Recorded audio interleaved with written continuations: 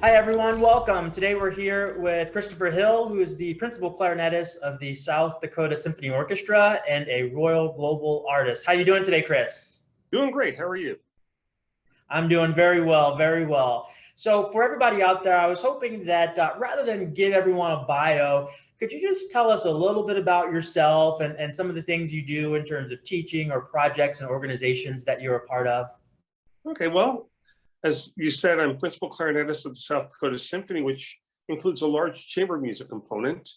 So I play wind quintets and with strings and other things like that. I'm also a clarinetist part-time in the Sioux City Symphony because I love playing E-flat clarinet. So I'm looking forward to the Royal Global E-flat clarinet because I'm sure I'm going to like that and probably buy one of those as well. Um, I used to be a substitute for the Baltimore Symphony, and I have a trio called Sahili, and it's made up word. We made it up ourselves, and it's our principal flutist from the South Dakota Symphony, Will Cedeno, and Shu Lee, who's piano professor at Augustana University, where I teach.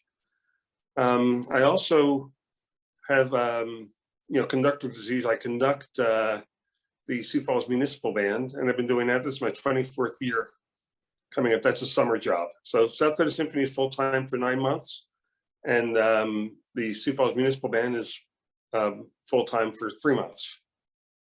So that keeps me occupied. Oh, plus I make mouthpieces when I have enough time to do that, and that's a lot of fun too. There are a lot of things that I'm interested in getting a little bit more detail about in what you just said, really all of them. One of the things, I have to say, I've sort of followed you on social media and followed, you mentioned the municipal band and sort of how that's kind of, maybe there was a little bit of concern that might not come back. Can you talk a little bit about the experience, not only being the conductor of the Sioux Falls Municipal Band, but also, bringing it sort of back from the edge? Right. Well, unfortunately, last year, the mayor decided that he didn't want a municipal band anymore. He said musicians should not be paid. And so he cut funding completely down to zero. We organized immediately, and there's a grassroots group that started. Then I ended up joining that and actually ended up leading it after a while. And we just went to city council meetings and said, look, this is why music is important. And not all music has to have an electric guitar to be good. I mean, I love rock music, I'm a product of my generation, but it's good to have multiple types of music. And, we need somebody who is going to play patriotic concerts, somebody who's going to honor our military, and then somebody who's going to bring classical music to people like in retirement communities, nursing homes.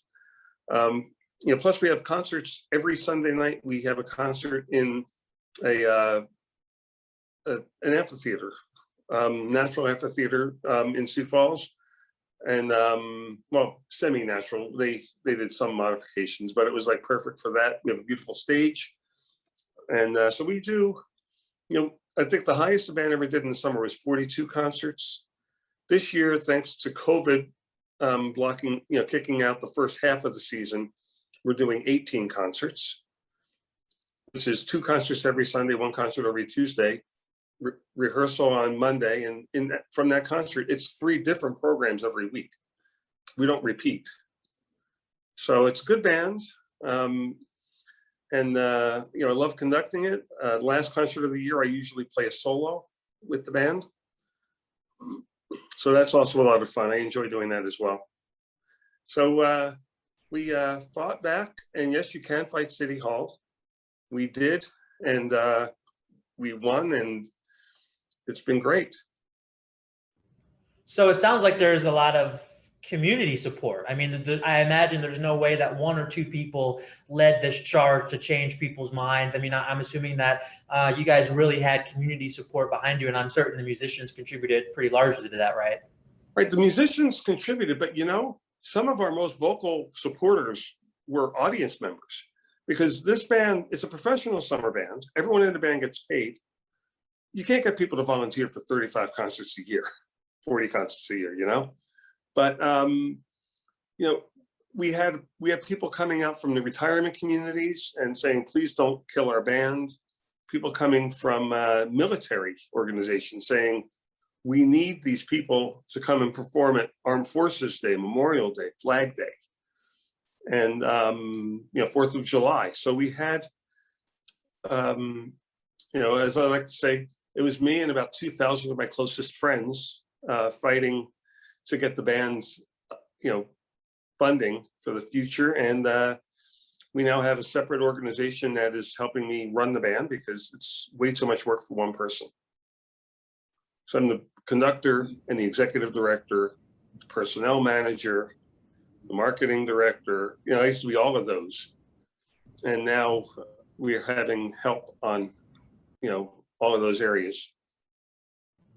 Yeah, that's really exciting. I mean, for me, you know, we see this all the time, and we understand that, of course, communities are always concerned, you know, fiscally concerned about how people are spending money. And it's not a political thing to say, hey, we value music and our community values music. And it's really obvious that when the community steps up, that's what happens. So that's really exciting to hear. I got to say that for me, it's really cool to hear you talk about, you know, professional wind band with players that are getting paid, because I think a lot of people in our line of work, they may not understand that there are still these types of organizations around the country. I'm sure there are a lot less than there used to be, right? But in a lot of times, we think of paid bands as being, you know, the military bands, and that's really it. But that's not it. And in fact, the tradition and history in this country is actually very rich with wind bands and things like that. So it's just really exciting to see. That's for sure. Yeah, and this community actually has 2 community bands in addition to the municipal band. So we have 2 volunteer bands. One is a New Horizons band, you know, mainly for people over 50. And then the other one is just a community band of about 120 players. And then the municipal band, being professional, is smaller at 50, normally 52 players. Actually, I think we're down to 51 due to budget. We had to budget very tightly this year. But so we have three bands in this city itself. And then surrounding suburbs have their own bands as well. That's just exciting to see. I mean, you just don't see that in a lot of places. So just hearing somebody talk about that, especially as a self-proclaimed, you know, band guy, it's just really, really exciting. You know, I'm curious, we didn't talk about it a lot, but you just sort of, you know, mentioned sort of the highlights of your career. But I really want to know, can you talk a little bit about some of your, you know, your teachers, clarinet teachers, and biggest influences? Kind of how did you grow your career in clarinet that way? All right, well, my college professor, first I went to a small school and realized not all small schools aren't good, but this particular small school, I was not being taught what I needed to know to have a career as a performer.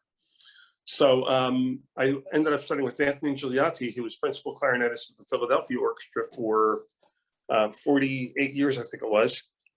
And one of the things that really helped was he designed the Selmer 10G clarinet. And it had some advantages over other instruments. And one of the things I did notice was the scale was good, okay? And it had its own weaknesses as well. But, you know, the biggest thing it showed me was you don't have to play the same brand as everybody else. And that was important. You know, I understand why people played various brands. I ended up with, you know, my fingers are narrow. So I ended up with a little bit of tendonitis with the mechanism. The rings were too big. So I switched to, you know, another clarinet that the rings were a little bit smaller. And there were advantages to that clarinet as well. But, you know, one of the things I just loved was he said, you don't have to just play same thing as everybody else. I also studied with Don Montanaro, who helped me a lot with just tone quality. And Mr. Gigliotti was very good for phrasing and resonance in the sound, so that if I really need to be heard over the orchestra, I can do it. Mr. Montanaro was good for showing me how to be expressive, also, playing softly, as well as loud. But he also got like a nice focus in my sound, which I really liked. Took a few lessons with Ron Rubin on bass clarinet, and with Dave Peck and Carl Herman on regular clarinet. Dave Peck was principal in Houston, and Carl Herman was principal in New Jersey. And I learned a lot from them in terms of playing. Carl actually, and actually Mr. Gigliotti, were good at teaching me how to be successful as a person in music. Things you need to, because you don't just need to be able to play well. You need to be a good person. You need to be able to read and write adequately, because you have contract negotiations. And you need to be able to do stuff like that. And Mr. Gigliotti and Carl Herman were good for that. As you notice, I refer to Carl by his first name. He's 5 years older than me.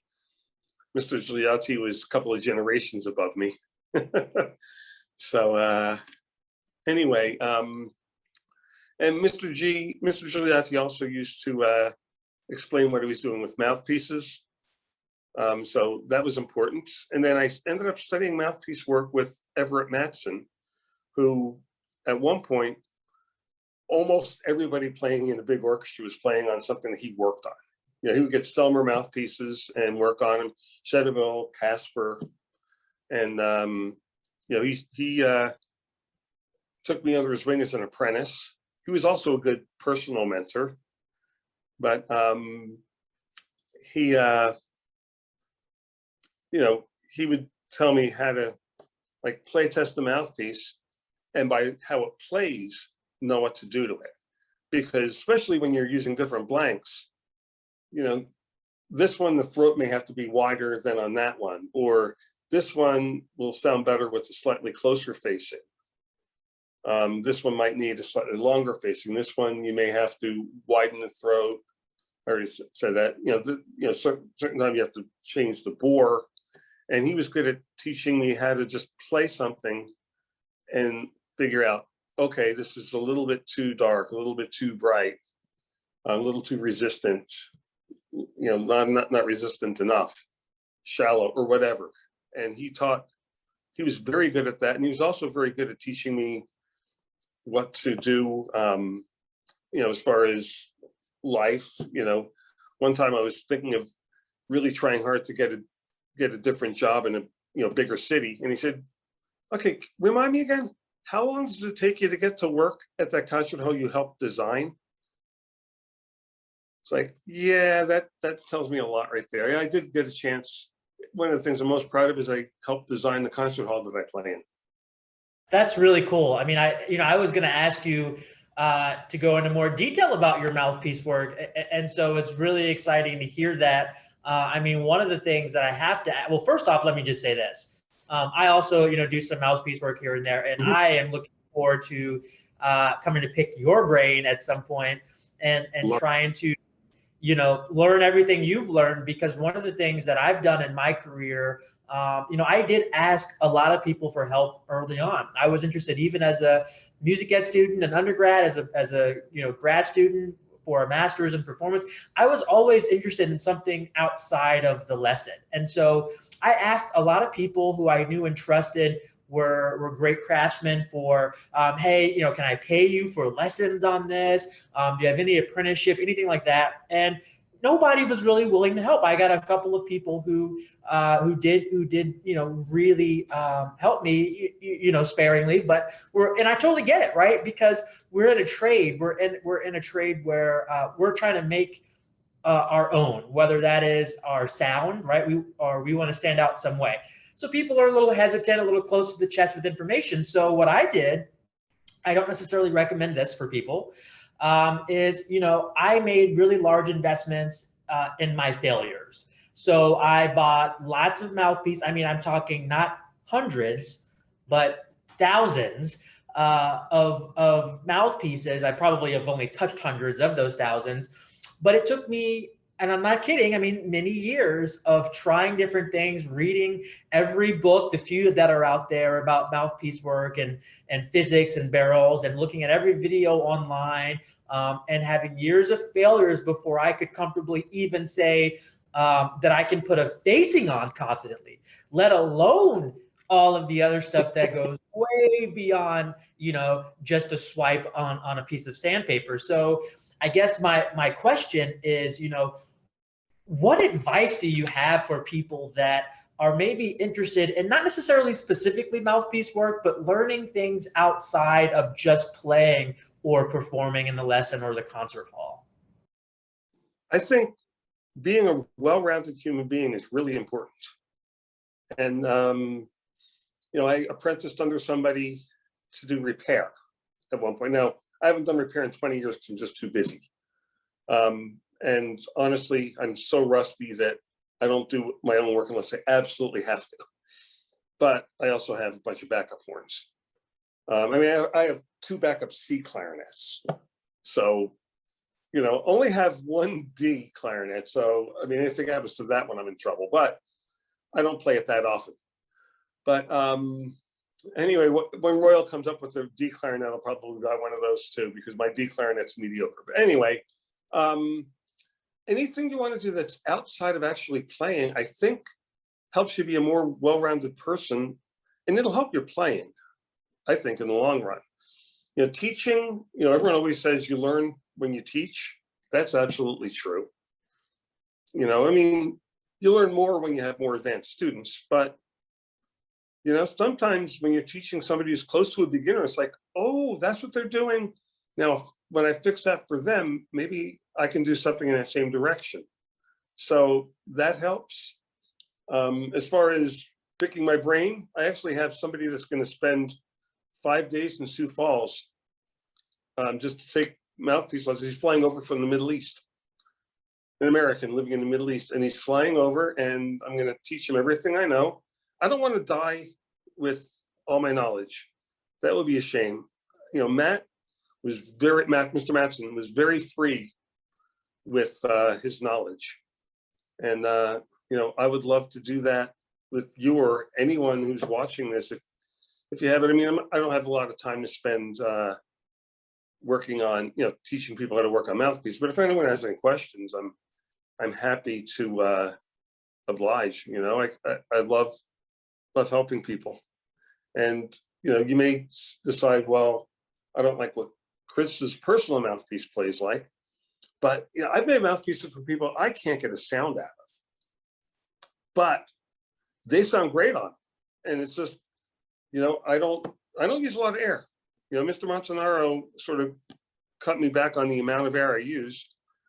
And, you know, I had somebody come in and wanted a facing of a 120, which is pretty open for me. It's a little bit, slightly more open than a B45. And I'm playing on something that's closer. Again, since most people know Van Doren mouthpieces, more akin to a 5RV, okay? So you hand me something that's 121, 122 at the tip, I'm not gonna get sound out of it. But a lot of people sound amazing on that kind of mouthpiece. So, you know, more power to them. You know, I play on something, I'm all the way up to 104 at the tip, which is, like I said, about a Van Doren 5RV approximately, slightly different curve. But, you know, and I moved up to that. So I used to play a closer facing. Yeah, the Giuliani P facing was like 99 at the tip on my gauges. So very, very close along the lines of M13. So that's, you know, so, you know, you have to pick what works for you. You know, as you were talking about, your individual sound. Yeah, I mean, this is gold for me, because I think about my wife and I, you know, who is a professional clarinetist as well. She plays in the Navy, and we play and we like very different things in terms of our sound, our feel, our mouthpieces. It's interesting to hear you talk about making mouthpieces for people, you know, mouthpieces that maybe you wouldn't enjoy playing. And not only that, but I have to also go back and say that goes into what you said about how we learn more about our own playing and being better teachers when we teach and we do things outside of the classroom. Because for me, I'm a similar way. I normally prefer something a little less open, but man, do I really learn about how other people produce their sounds when I force myself to play on things that maybe I don't naturally like. It's more open. Okay, I'll throw a softer reed on, and it'll work a little bit better. It's closer and a little bit longer, then I'll throw a harder reed on. Those types of things, and it helps me figure out what people are doing to produce that type of sound. So that's really great to hear. Other people having that same opinion. And I have to ask you. I mean, there's so much information, and in some cases misinformation out there, often coming from educators who maybe just don't know about mouthpieces. I've visited lots of universities and clinics and things, and I hear teachers all the time tell students, oh, go buy this mouthpiece, go buy that mouthpiece. They're often, or go buy this brand or that brand. And it's because they really do believe that that particular mouthpiece will get them a certain sound. Maybe it's just because they know how to teach to that piece of equipment. But I really think we have to teach people, and specifically teachers, so that they can teach their students a little bit more about how mouthpieces work. We don't need to get into the physics of it necessarily. So, what types of misconceptions do you hear or see a lot from people about mouthpieces and things like that? And what kind of things would you want to try to clear up? Okay, let's see. The biggest thing is that a lot of people think that what will work best in a small room will work best in a concert hall. And I've made that mistake before where, I was experimenting on a type of blank that was very popular a few years ago.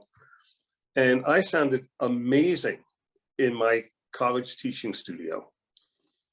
And then I went into the concert hall, and it went as far as, just past the flute section. And that was all as far as it sounded good. So, that's a big misconception. Another misconception is that everybody will find a more open facing to be freer. Now, the way certain people blow, an open facing is free. The way other people blow, an open facing is super resistant. For me, an open facing, even with the softest reed I can find, is very resistant. Something about my teeth, maybe. I don't know. It doesn't matter why it doesn't work for me, but the point is, it doesn't. As far as playing, again, some of my favorite players play on things that I couldn't get any sound out of. So that's another misconception, is open always equals freer. Sometimes when somebody says, Chris, I just need more blow through, and I know how they're voicing, it does help to know, this person studied with, Robert Marcellus, this, who kept his tongue in a certain way, and this person studied with Gigliotti, who did something different. So I know that if somebody needs more blow through or a Marcellus student, usually it means closing them facing down a little bit more. Others, needs more blow through, I open the facing. So, that's something that makes a difference. No two people will play on exactly the same mouthpiece. I mean, I even had one of my good friends would have all his students play on various mouthpieces that I made. Now, I would make them very different from each other. And when I know one of his colleagues was like, well, why does he always have everyone play the same mouthpiece? Like, no, they don't. They were all made by me, but they all play differently. And I remember, certain people, well, they need more resistance and they sound good. More other people, again, need less resistance to sound good. Trying to think of any other misconceptions, but and then the same strength reed. There was one band director that was teaching at a college near me that wanted everyone to play a certain mouthpiece with a certain reed. He was a trumpet player. And the clarinet professor was like, well, that isn't working for my students. So the example I said was, that's like telling them that for the marching band, that every person in the marching band has to wear the same size shoes. It's not going to work. So, yeah. So that's, some of the main things that I think about. And I hear a lot of those things all the time. I hear, I'm not going to mention the state, but there is a very popular band state that's just really, really awesome. And I've visited there several times, and usually great experiences, but occasionally I'll run across, a director who still says every one of my students must buy a B45, and the whole section should play on B45s. And whatever you think about B45s is irrelevant, because if everybody who's trying to learn how to play the clarinet, and utilize muscles and things they've never done before is on the same piece of equipment, you might think then it's easier to get a more homogeneous sound or to teach the same things, but that's really not the case, right? Because I find that students have the most success when they feel good about what they're doing, rather than trying to fight something and overcome something because their teacher says that. You know what I mean? Right. Oh yeah, it's a lot of work sometimes to play on the wrong equipment. Now, an advantage I have when I teach is I'll frequently have somebody come in and they'll play on mouthpieces that I've recommended for people who are not my students. But then I'll sit there and I'll tweak them, because I'm not going to have a middle school kid. Not that I get many middle school students, but spend $300 on a Chris Hill mouthpiece.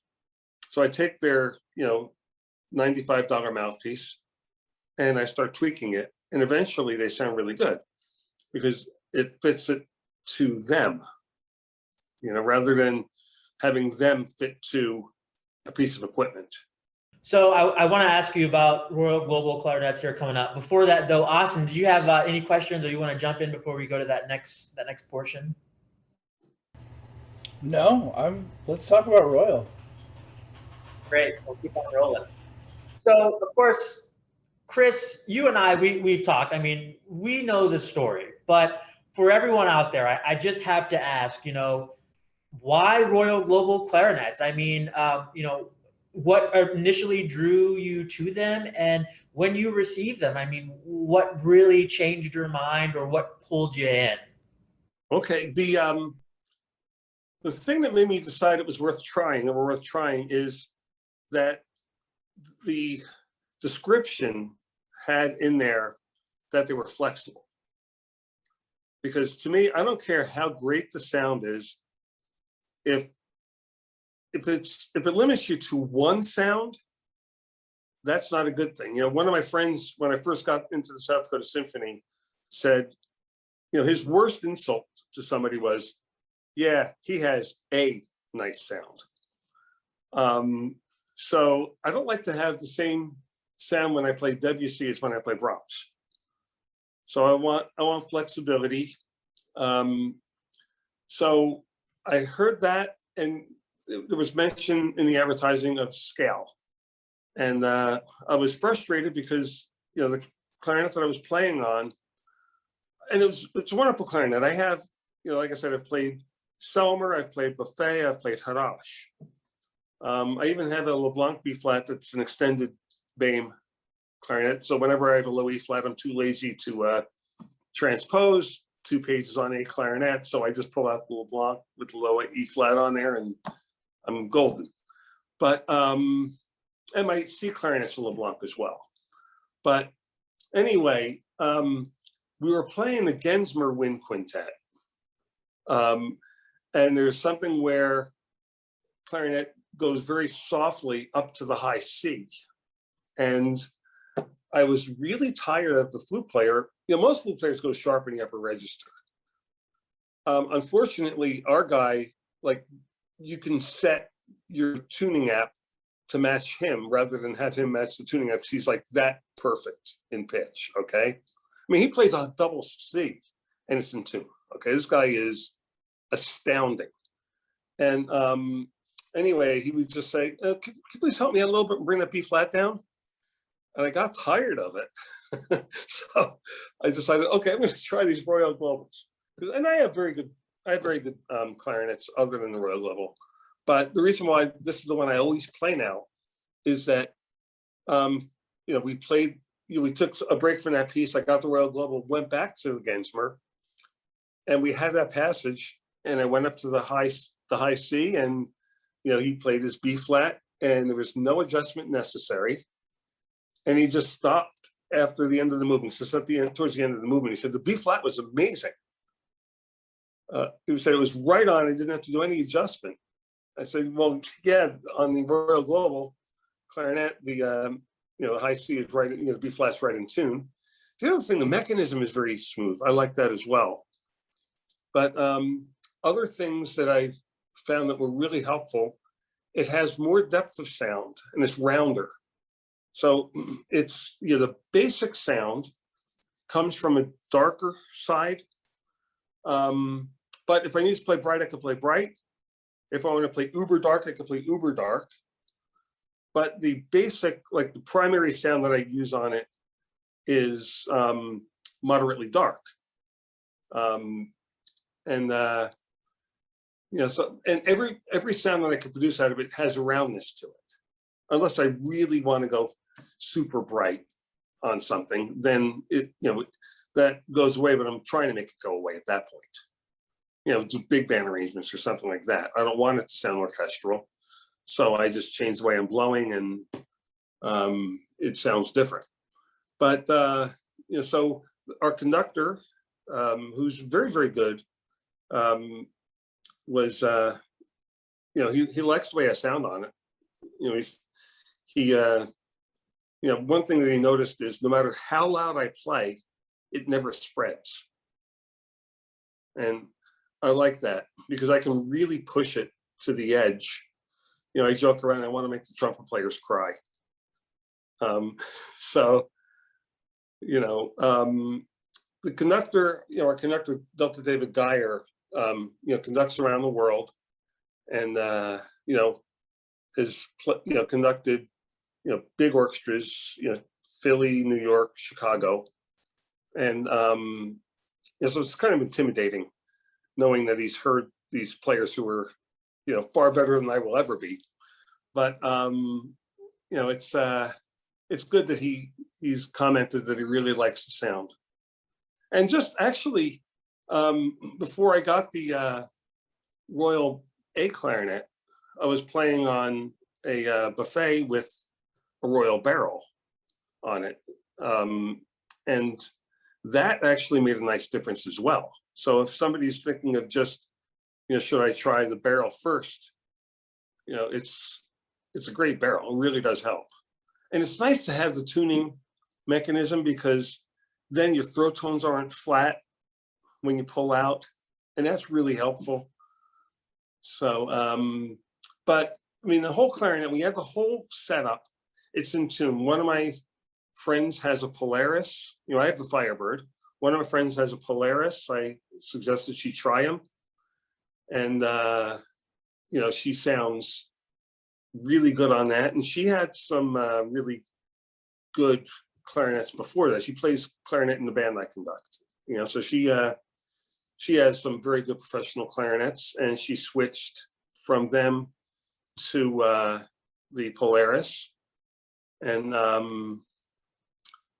actually, I've had people try the Classical Limited and liked it, but they all gravitated towards the Polaris or the Firebird. So the thing is, I hate it that so many student clarinets sound kind of nasal and they have no ring to them. And the Classical Limited at the $2,000 price range actually does not have that dead quality to it, the nasal quality to it. I mean, it doesn't have the projection of the Polaris or the Firebird, but it's half the price, and it's still a good sound. It has much more ring and projection than anything else I've seen in that price range. And the difference for me between a Polaris and a Firebird is more a question of which sound do you prefer than like this is better than that. I mean, I like to be able to, if I have to be able to cut over an orchestra. Okay, especially we do a lot of contemporary music, and there are times when I really have to set tone on stun, and just like be able to project over the whole thing. Whereas, if I didn't play Principal, I might have even stayed with the Polaris. I actually thought about it. Like my favorite two of the batch I was sent was the Firebird, and then the Polaris actually was one of my favorite. I think he sent me like 5, 6, something like that. And I know you probably don't have enough clarinets to send that many out to people anymore, although they can go to stores and try a bunch. But, I think there were 2 Firebirds, then I think it was a Polaris, and then there were some more Firebirds. So that was a really good Polaris that you sent me. It's a little bit more focused, smaller sound, but the scale is equally good. And it's not a small sound. It's still a pretty darn big sound, but the Firebird, I think maybe because of the that extra venting key at the bottom, whatever, I don't even know what you call it, which is embarrassing considering I'm a gearhead. But anyway, that venting key probably is part of the reason why you could play however loud you want and it still sounds gorgeous. I mean, this is great. And so for the other gearheads, and yes, it's a vent key. That's what we call it. It's a GD vent. And for the gearheads, I mean, there's a couple things I want to mention. I mean, you hit so many great points. I think you're absolutely right in terms of the Polaris versus the Firebird. It's really about the sound that you want. When you compare the instruments, the build quality is just superb in both instruments. Yes, there are some extra keys on the Firebird, but really I tell people, especially if you're used to more traditional French board instruments, then the Polaris is really not that far off. I mean, it is a little bit more in terms of the traditional French board design that we think about, but the Firebird really combines sort of a French and German tradition together. And so when you think about, for example, the double B-flat mechanism that's on them as standard now, when you think about the GD vent on the lower joint, you can see a lot of those types of mechanisms on some reform instruments or some other sort of French clarinets. And so when we were, going through this process, I was really fortunate to sort of be in the firsthand experience, during the prototyping and the designing. It was rather than what other people do, is just simply take a good instrument and try to reproduce it, maybe make it a little bit better if they can.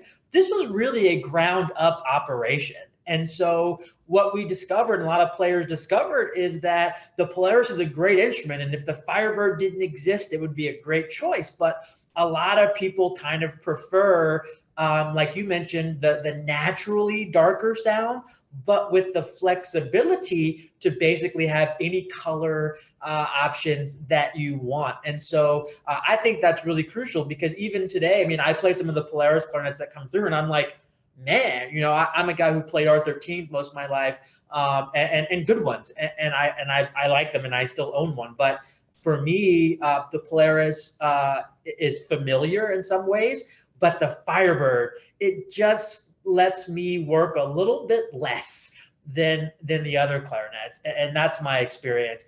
Some of the things that contribute to that you mentioned, I mean, first off, the wood quality is really excellent. I mean, Royal, what they actually source the wood straight from, the source. We don't, Royal doesn't buy the blanks from a secondary source. They actually have like trees shipped to them, and all the milling there. And so what that actually allows Royal to do is separate all the wood, not just by looks. A lot of people think the quality comes from the way the wood looks, but it's about density and mass. more than anything else. You can certainly tell things from darker or lighter wood, different grains, Right. but it's mostly the mass and the density. And when people pick up a Royal clarinet, one of the first things I always hear them say is they talk about the substantial feel of the clarinet. Some of it comes from a little bit thicker sidewalls than they're often used to, but the wood quality is there, the craftsmanship is there. And so I love hearing you talk about that. And I have to ask you, and I ask this of everyone, we're living in a world today where we really value, and I think it's a good thing, we really value diversity, okay? And Right. diversity in all facets of life. And I don't think it's a bad thing to have a discussion about wanting to have more representation in all facets of life, right? I'm not just talking about one social aspect or another. I'm talking about really everything. And for me, I think of diversity as driving innovation. I think of diversity as increasing competition in a good way. Hmm. And so I often talk with clarinet teachers and they say, they talk about trying to create a diverse clarinet studio. They talk about trying to have more diverse, whether it's gender or race or religion or nationality, whatever the case is. But a lot of times those same teachers who preach diversity in their studio are often recommending only one clarinet to their students or one kind of mouthpiece. And I don't think that really aligns, that if you really care about diversity, then that extends to having your students try out a multitude of things to see what works best for them. So, I'm just curious about your opinions about that. I mean, you're someone who's played many brands. You own Hmm. many brands of clarinets. You probably use some for some things and some for others, depending on the situation. What are your thoughts on diversity, not just the way we typically think about it, but in the clarinet field and equipment field specifically? Well, I think that one of the things is, as I had spoken about earlier, not everything works for every person. I have, a friend of mine, tried one of my buffet clarinets, loved it, was not, for him, my particular Firebird was too dark. One of my friend's Firebirds, he tried, loved it. Okay. So, I mean, there's a slight bit of variety from within even the brand. But at this point, I've had students play on various brands. One of my top students is, playing a Selmer 10G at this point and sounds very good. I would not switch her, probably.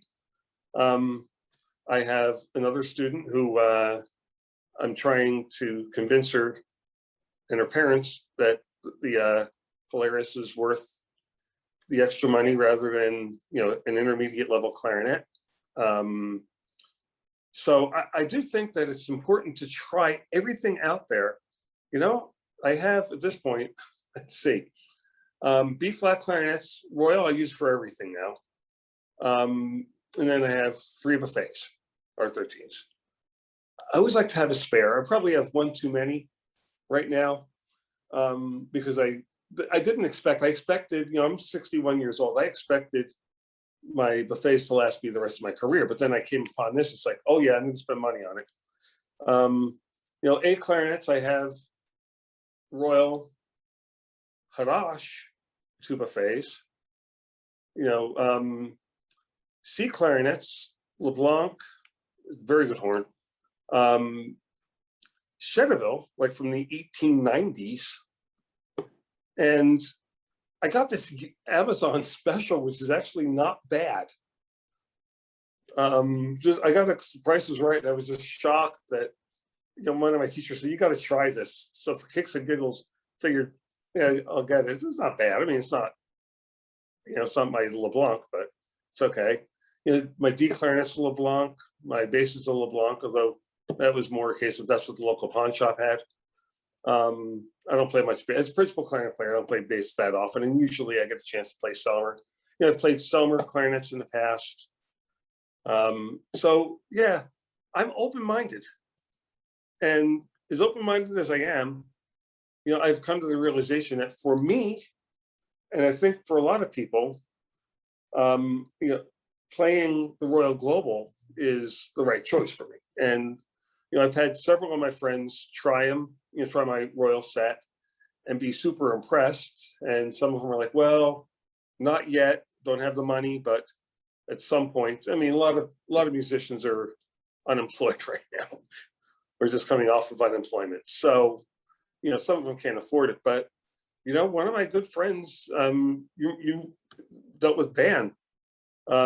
He absolutely loves, he said he wishes when he was playing in orchestras, he used to sub in the Cleveland Orchestra. He said he really wishes that he could have had this clarinet in the Cleveland Orchestra, because he said this would have been far superior to what he was playing. And, he said he would have matched, the section in the Cleveland Orchestra back in the 70s better with this than he would have with the phase that he was playing. For him, it worked. I believe in these. I don't get paid any money to endorse. I'm an artist, and I even if I was offered money, I wouldn't accept it, because I don't want anyone to ever think I play something or endorse something simply for money. I don't accept money to endorse reeds, although I endorse the reed company.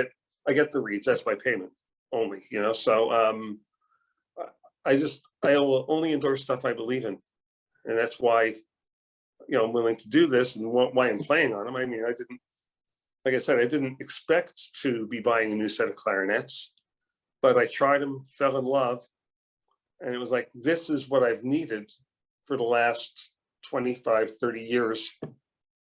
Probably actually since college, I should have probably, if I could have played these, I would have. This is an excellent instrument. Like I said, the scale's amazing, but it's flexible also. If somebody's just a little out of tune, another flexibility in a Royal, I can lip up a little further or lip down a little bit further than I can on some of the stiffer brands. I like being able to do that. I mean, I could do that, honestly. You could lip higher and lower on a buffet, but some of the other clarinets that I've played are a little stiffer. This, the scale is good, and you can lip. I like that. The roundness of sound is there, like I said. Mechanism is very, very smooth and very strong. I actually tried to bend some keys and had to go to a tech instead because I couldn't move them. And that's a good sign. And I was too chicken to actually take a pair of instrument pliers to them because I'm so rusty on working on instruments. So probably a good idea. Yeah. My technician lives 75 miles away, and I drove 75 miles to have my side B flat lowered like half a millimeter. And what else? Oh, my throat G sharp, I think, lowered a quarter millimeter or so. I'm very persnickety. I had hand problems at one point in my career, and actually recently, like 3 years ago, fell, and my index finger swelled up a bit, and I had to keep my G sharp key lower than most people because my finger is fatter than I'm used to. But so I drove 75 miles to have two keys bent, one half a millimeter, one quarter millimeter. Said thank you. I don't think she even charged me. And then I drove home, hour and a half each direction. Right. That's really funny. And one of the things that a lot of people are hesitant, about is that these clarinets aren't made in France. Okay, these clarinets aren't made in Germany. They're made in China.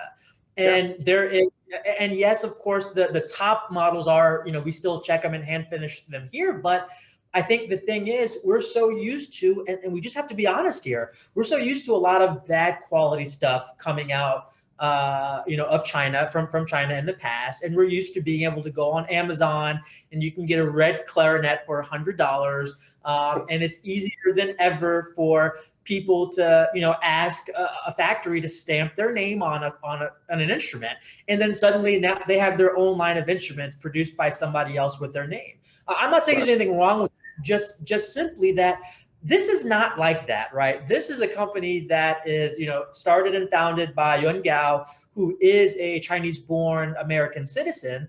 And we talked to Jonathan Kohler, who was one of the first. I mean, really, Jonathan Kohler helped Gao start this company. But he talked a little bit about the beginning of the company. And one of the interesting things is this is a guy who 100% control and ownership of the factory, has built his own facilities. All of the Royal Global clarinets that are being sent to this country here in the USA are made from the ground up in the Royal factory, and we have control, complete control. And so these are clarinets made by other clarinet players. I mean, this guy Yuan Gao is a phenomenal clarinet player. If you even do a little bit of research, I mean, he's won lots of competitions and all of that, but we don't really care. We just want clarinet players to like the instruments. And so no expense spared on the wood quality and the machining, and we're always improving. And I think that 5 years from now, these instruments are going to be somehow even better than they are now, if you can believe it. And so how do you feel about playing on instruments made in China? Doesn't matter as long as it's good. One thing I want to bring up, actually, oops, knocked my camera over. One of the things I did notice when I first tried these, they're a little bit more resistant, a little bit more stiff when you first start playing on them. Within a month, it's the resistance, the extra resistance, the too much resistance is gone. And then it's even better after about 3-4 months. This is the way, I'm old enough that I remember the golden vintage of Buffet and Selmer when they were new. The advantage, I was talking with a friend of mine in Toronto Symphony who is on the younger side. He's like 30. And he said, it's really cool that you remember all these things, because of your generation. You remember things from like, the 70s. So not only remember, I got a chance to study with a fabulous teacher from them, but also I remember what the Buffets and the Selmers played like when they were new. They were a little stiff. That's why they ended up breaking in to have this gorgeous sound that they were famous for. And, the Royal is the same way. So initially, it's going to be a little bit more resistant. If I had to choose over, I'd probably choose an even more resistant clarinet first, on the first day, just so that it would have broken in with maybe a little bit more warmth in the sound. So I would have had probably a greater choice of barrels. I had to, get a barrel that was on a warmer side because, that's sort of what I need. I blow on a brighter side. So I just, that would be something I would even consider, which would be getting something a little bit more resistant. They do change. And I had one of my students bought a clarinet that was, this was 20 years ago, and it was perfect on day one. And she had a bore replacement put in the upper joint within 3 years.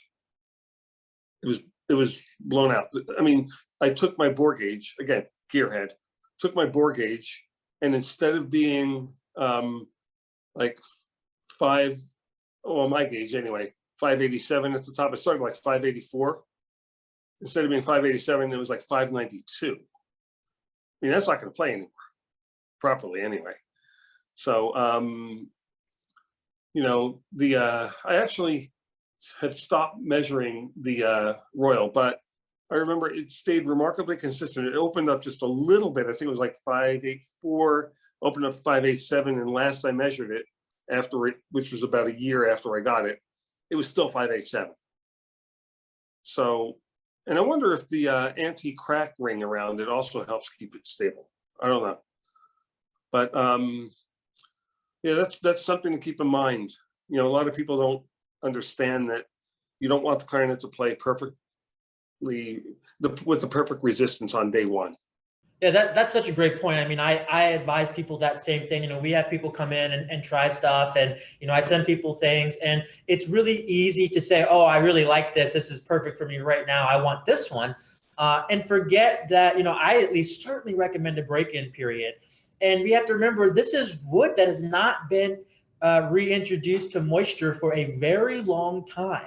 And so you are reintroducing moisture into something that we have purposefully kept very dry for quite a long time. And whenever you do that to something like wood, which is an organic thing that changes, there's going to be something that happens there. So I love that, not to use your age here against you, but I love that you say you're old enough to remember, because I think a lot of us, and certainly a lot of people that I work with, they have no clue or no idea about that. And there's so much lore around golden era clarinets or vintage mouthpieces and all of this stuff. And some people will say, oh, it's made in the 60s, it's going to be good, I want it.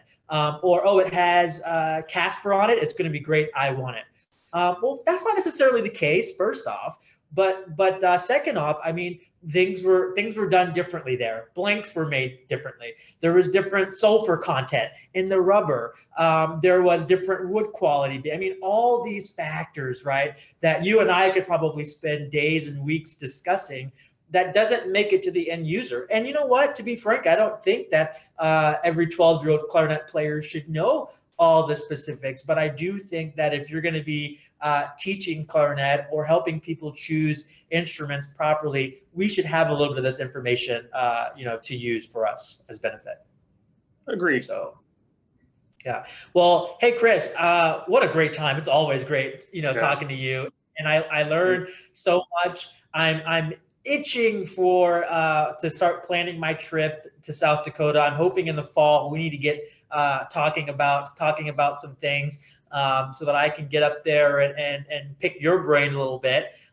Bring some extra clarinets with me, and maybe convince you to try some of the E flats when they're ready. Of course, sounds like I don't need too much convincing.